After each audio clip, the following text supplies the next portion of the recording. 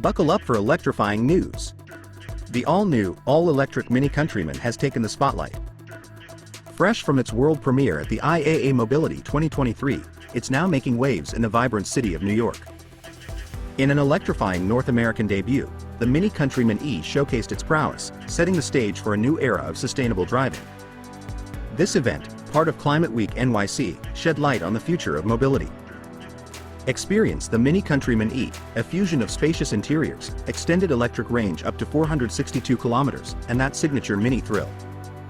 It's all about going beyond city boundaries in style and eco-consciousness. But it's more than just a car. It's a commitment to an electric future. MINI is steering towards being an all-electric brand by 2030, prioritizing sustainability throughout, from production to your drive. Join us in the riveting panel discussion, Driving Forward, the Transforming of Future Mobility.